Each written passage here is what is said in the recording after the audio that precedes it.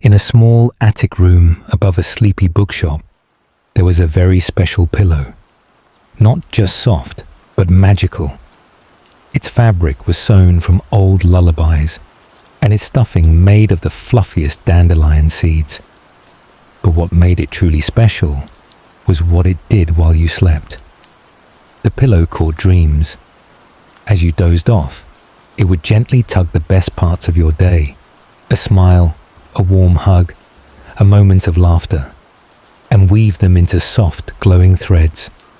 Then, as you drifted deeper into sleep, it spun those threads into a beautiful dream, wrapping it gently around your mind like a blanket.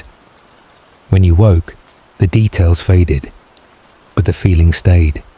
Safe, light, loved, in a village where the clouds liked to visit often. There was a little bakery called Cloud and Crumb. It was run by a kind baker named Nella, whose specialty wasn't just bread or cakes, but rainy day pastries.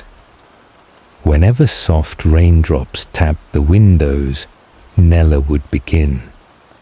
She'd mix her dough with ingredients like vanilla mist, lemon-scented breeze, and a pinch of gentle thunder. She baked muffins that tasted like puddle hopping, scones that felt like reading under a blanket, and cookies with sugar as soft as drizzle. People came from nearby towns just to sit by the warm windows, sip honey-sweet tea, and let the rain fall quietly around them. They didn't just eat pastries, they tasted calm. And every bite reminded them that rainy days are just the sky's way of whispering, slow down. In the deep, quiet ocean, where sunlight fades into blue, a great gentle whale named Sora swam slowly through the currents. But Sora wasn't just a whale. She was a wish carrier. At night, when children whispered wishes into seashells and tossed them into the tide, the ocean would carry them down, down, until they reached her. She tucked each wish carefully under her fin, letting them glow like little lanterns as she traveled the sea. One glowed pink, a wish for a friend. Another pulsed softly, a wish for courage. All were safe with her. She sang deep songs that echoed through the ocean, wrapping the world in a calm embrace. And though no one ever saw her above the waves, many dreamed of a whale who carried their hopes gently through the sea. In a quiet part of the world where the grass meets the sea, lived a little turtle named Pippin. Pippin was never in a rush. Every morning, he'd set off from the shore, not to reach a place quickly, but to enjoy every little thing along the way. He greeted each flower, paused to feel the wind, listened to the crickets, watched the clouds. While others zipped by, Pippin noticed the soft shimmer on pebbles, the way sunlight touched leaves, the laughter of waves rolling in. And by the time he got home, the whole day had become a peaceful memory, slow and beautiful. Sometimes the best journey is the gentle one. In a quiet drawer of an old sewing cabinet, nestled between spools of thread and thimbles, lived a box filled with buttons of memory. Each button was different. One pearly white, one shaped like a star, one the color of rain.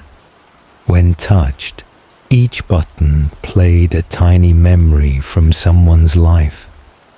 A moment of laughter around a dinner table, a first snowfall, the hug of a mother before school. A girl named Lila discovered the box one sleepy afternoon. She pressed 1, and suddenly felt as though she was sitting beside a fire, cocoa in hand, even though she was alone in the attic. She pressed another, and felt the peace of a quiet garden in spring. Each night she would choose one button and drift into sleep, held by a memory not her own, but just as warm, deep in an old forest, where the trees speak in rustles and the moss grows soft like velvet. There is a secret place only a few have ever found. The library beneath the forest is not made of bricks or wood, but of roots, stone, and time. To get there, you must follow the path where the mushrooms glow at dusk, and the birds begin to hum their evening songs. Past the sleepy stream and beneath an archway made of twisted ivy lies a wooden door in the earth. Open it and you'll find a staircase of soft earth, spiraling gently down into warmth and quiet. Inside, the library is lit by floating lanterns that drift lazily in the air like fireflies. The walls are lined with shelves carved into the roots of the trees above, and on every shelf sit books that whisper, not loudly, only when held with care. Foxes curl by the reading chairs, owls perch on beams and blink slowly. A sleepy badger in a vest acts as the librarian, shuffling from shelf to shelf with tiny glasses on his nose. The books here don't tell just any stories. They hold memories of the forest. A page might tell of the first rainfall after winter, or the sound of snow landing on pine needles. Another might carry the scent of spring flowers, or the feeling of sunlight on fur. One night, a small child named Emery found the door while wandering after a dream. Inside, they sat cross-legged beside a soft fox and opened a book titled "The Day the Forest Smiled." As they read, a warm feeling spread through their chest, the feeling of being part of something gentle, something wise, something that's always been there. And when they finally closed the book and yawned, the badger gave them a nod, and the forest led them back to bed, their heart a little fuller, their thoughts a little quieter, on a quiet beach where the waves whispered instead of crashing. There was a smooth white shell that never stayed in the same place. One morning, it would lie near the driftwood. The next, nestled among the dunes. Some believed the tide moved it. Others thought it moved on its own. But everyone agreed the shell could sing, not loudly, but if you held it to your ear, you'd hear more than the sea. You'd hear a song, soft and low, filled with memories of moonlight tides, dolphins beneath the waves, and ancient ships gliding silently across silver waters. One evening, a girl named Mira found the shell just as the stars began to bloom in the sky. She held it close and heard a lullaby so peaceful it made her eyelids heavy. She curled up right there on the warm sand, and the shell hummed beside her, singing her to sleep with the music of the sea. In a quiet valley wrapped in pine and mist, there was a lake known as Stillwater, a mirror so clear it showed more than your reflection. It showed your dreams. When the moon rose and the wind stilled, the lake shimmered, and if you looked into it, you wouldn't see just yourself, but pieces of your heart, hopes, quiet wishes, the good things you'd forgotten. Some saw themselves painting in sunlit gardens. Others saw cabins in the snow. Children saw fields of stars and flying ships. A boy named Leo once came to the lake after a long, worried day. When he looked down, he saw not his tired face, but himself surrounded by friends, laughter, and warm golden light. And though he couldn't take the vision with him, he walked home lighter, as if the lake had reminded him of something important.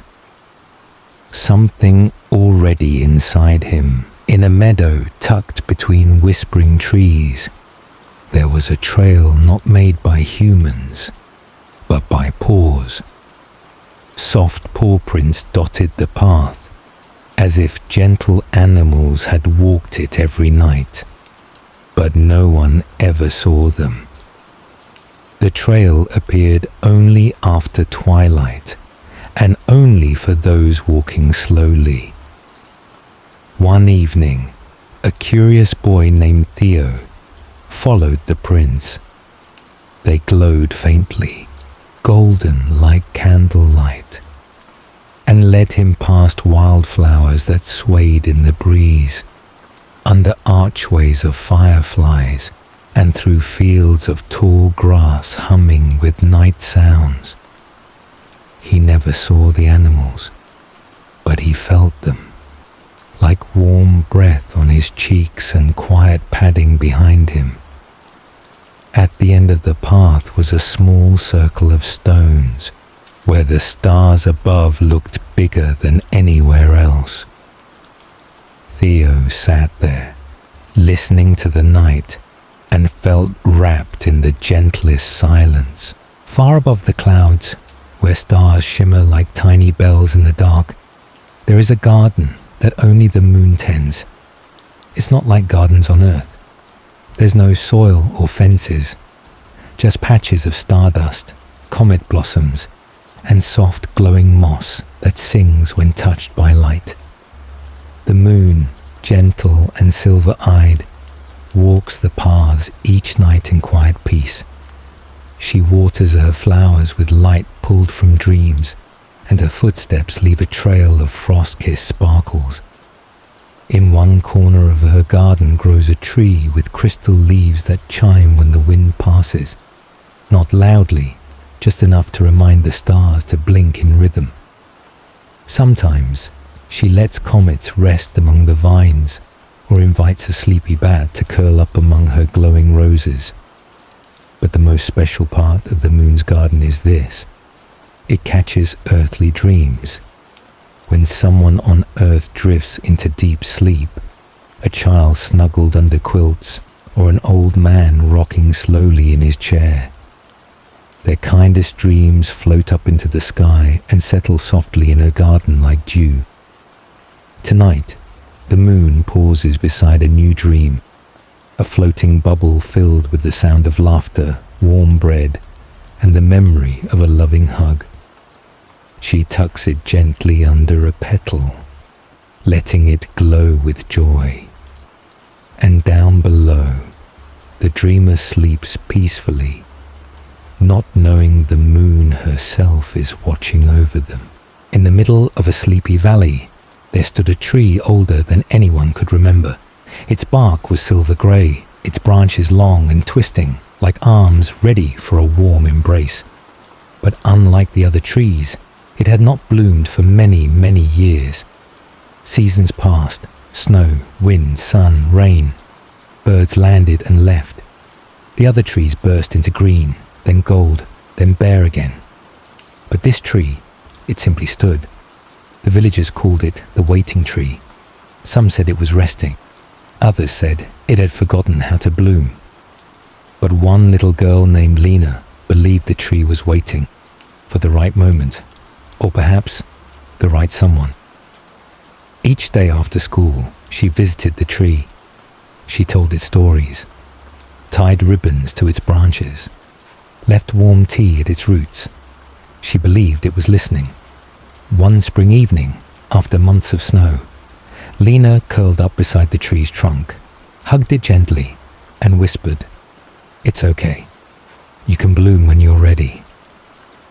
The next morning, she awoke to sunlight and the scent of blossoms. The tree had bloomed, not with leaves, but with hundreds of soft, glowing flowers that shimmered like moonlight. The village gathered in awe, but Lena just smiled, resting her hand on the bark. She had waited, and so had the tree, up in the sky, where the clouds drift slowly like sleepy thoughts. There was one little cloud who didn't want to rain. Her name was Pumi, and she was the fluffiest, puffiest, softest cloud you've ever seen. All the other clouds had their work, watering gardens, cooling hot cities, helping rivers flow. But Pumi, she just liked floating. She watched the sun rise from high up, played shadow tag with the mountains, and let birds ride on her back. Every time she felt full of rain, she'd puff a little, shake it off, and sail away before the drops could fall. "I don't want to make things wet," she said. "I want to be soft and light." But one warm evening, she noticed a patch of land far below, brown and tired, the flowers drooping, the soil cracked. No cloud had visited it in weeks. Pumi paused. She felt the water inside her stir, not heavily, just gently, like a kindness waiting to fall. She hovered quietly and let the rain come, not all at once, just a soft drizzle, like a lullaby for the earth. The ground soaked it up gratefully. The flowers lifted their heads. The breeze cooled. Pumi felt lighter than ever, and from that day on, she still floated and played. But once in a while, when needed, she rained, gently, like a hug. Once upon a quiet night, when the world was wrapped in silver moonlight, a little star named Leora fell behind. Every evening, stars gathered in the sky like tiny lanterns, taking their places in familiar patterns. The bear, the hunter, the dancer, the dragon. But Leora was curious. She had lingered too long watching Earth, gazing at a child sleeping in a hammock, a couple dancing barefoot in a kitchen, and a dog chasing fireflies. By the time she looked up again, her place in the sky was gone. She floated gently in the dark, blinking her soft golden light. At first, she was frightened. The sky felt big. The constellations were too far. The others twinkled in rhythm while she drifted alone. But slowly, she noticed something beautiful. Down below, she could light the way for late travelers. Her glow touched a sailboat lost at sea, guiding it to shore. A small bird flying at night followed her trail safely to its nest. A sleepy child looked out the window and smiled at her light, whispering, "That one's mine." Leora beamed softly. She hadn't lost her place. She had found her own. When morning came, she slipped beneath the horizon, tucking herself into a patch of quiet sky, ready to return again when night came, not in a pattern, but as a gentle guide to anyone who needed a little light in the dark. At the edge of a quiet village, where the trees burned gold in fall and leaves danced like whispers, there stood a small stone house. It wasn't grand, but it was beloved. because every autumn it came alive with color, scent, and sound. Its porch creaked kindly under boots. Its windows fogged softly from cinnamon tea. And inside, the walls were filled with the season itself. Jars of acorns, bowls of crisp apples, cozy quilts, and shelves that smelled like wood smoke and baking bread. The house belonged to an old woman named Aura, who had lived there her whole life. But she wasn't alone. She was visited every year by travelers, not many, just a few, who came with cold hands and tired eyes. Aura didn't ask questions. She simply smiled, poured warm cider, and invited them to sit by the fire. What they didn't know was that Aura's house could listen. It heard footsteps and knew when someone needed quiet. It breathed warmth into the blankets and tucked comfort into every corner. By the time guests left, they always said the same thing. I feel like the house held me. And maybe it had, because some homes aren't just made of stone or wood.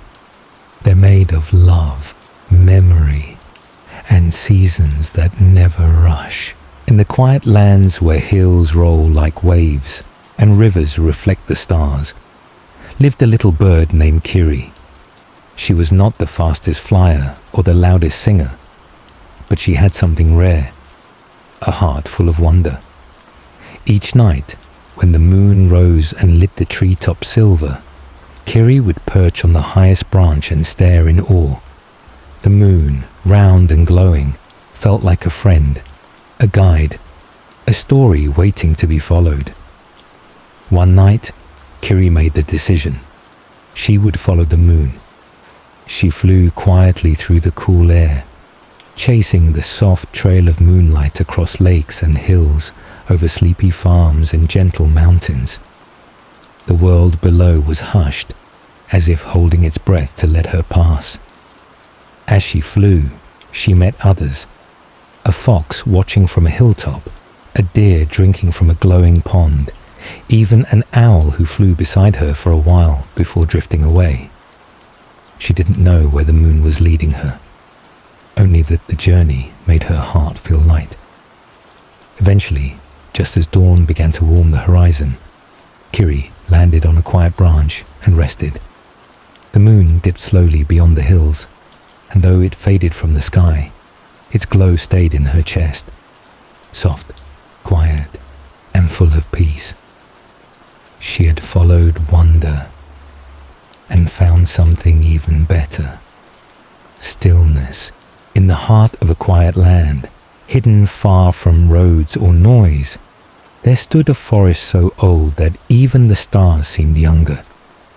The trees here weren't just tall, they were wise, their trunks thick with time, bark furrowed with stories, and their leaves whispered in voices only the stillest hearts could hear. No map showed this forest. It appeared only to those who were meant to find it. Wanderers, dreamers, and those with hearts tired from the world.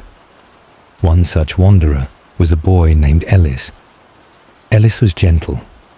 He didn't speak much, but his eyes noticed everything. The way sunlight danced on puddles, or how wind made the tall grass sway like waves. One evening, while following a butterfly down a forgotten trail, he entered the forest. The moment he stepped between the trees, something changed. The air felt softer, quieter, like the world had taken a deep breath and paused. Birds didn't scatter, they simply watched. As he walked, moss cushioned his steps.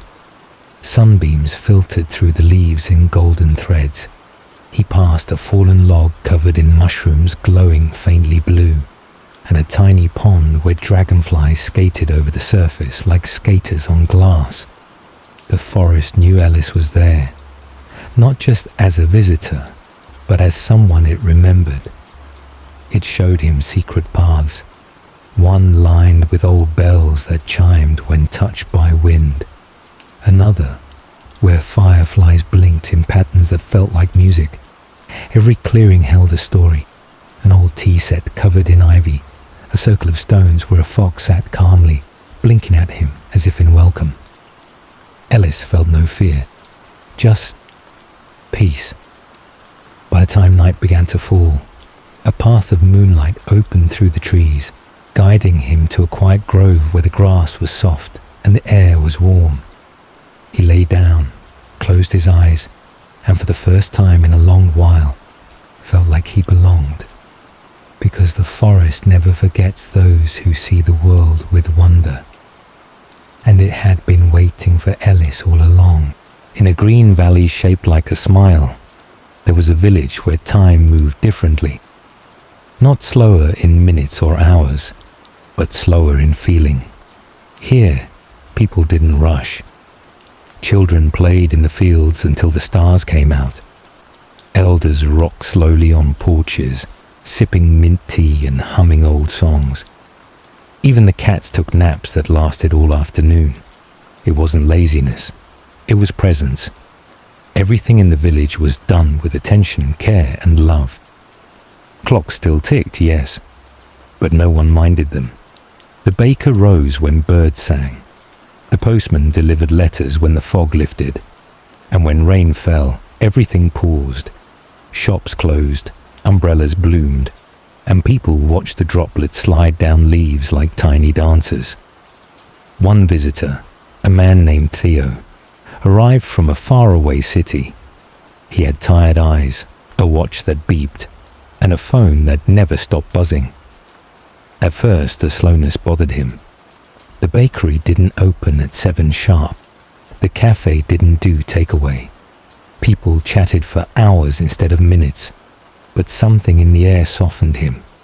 He stayed one night, then 2. He wandered the meadows. He learned the names of flowers. He watched bees without checking the time. And one morning, he woke to find his watch had stopped ticking, but he didn't wind it again, because he'd begun to measure time differently, in kindness, in calm, in the weight of the sun on his skin. When he left, he promised he'd return, but deep down, he knew he wouldn't need to, because the village had changed him. And now, wherever he went, he carried a piece of that slowed down time inside him. On the edge of a quiet coastal town where the sand is soft and the sea sighs in slow waves, there's a little girl named Mira in a weathered blue cottage. Every evening, just as the sun dips low and paints the sea in streaks of orange and rose, Mira walks to the shoreline with a lantern in one hand and a tiny basket in the other. She's looking for treasures, not gold or pearls, but something far more magical, whispering seashells. They only appear when the sky turns golden and the tide is gentle, smooth, spiraled shells that seem ordinary until you hold one close and listen. Tonight, Mira finds one nestled beneath a piece of driftwood. It glows faintly in the light of her lantern. She lifts it carefully, brushing off a bit of sand, and places it gently to her ear. Inside, the shell begins to whisper, not in words, but in memories of the sea. She hears the lull of distant whales calling to one another, the tinkling of underwater bells, and the giggle of dolphins spinning in the surf. The sound wraps around her like a soft blanket. It tells her stories of hidden coves, of deep-sea gardens lit by glowing coral, of old shipwrecks that now sleep peacefully beneath the waves. As she listens, Mira closes her eyes. The waves kiss the shore in rhythm. The wind brushes her cheek like a mother's hand. The seashell hums one last gentle note, like a lullaby sung from far, far below. She smiles, places the shell in her basket, and walks home slowly beneath the stars. And that night, as she drifts into sleep, the ocean dreams with her. In a town where every street had a gentle ticking sound, lived an old clockmaker named Clara. Her shop was filled with clocks of all kinds. Tall grandfather clocks with polished brass, tiny pocket watches that purred like kittens, and soft chime clocks that sounded like distant music boxes. But Clara wasn't just a clockmaker. She was a dream keeper. At night, she tuned each clock to tick in a rhythm that matched the heartbeat of peace. People who slept nearby would breathe slower. Children would dream deeper. Even the night seemed to hush around her shop. One special clock sat by her bed. Made of wood, velvet, and stars, it didn't count time. It counted calm. And when it softly chimed, the whole town slept a little better. Tick, tock, rest.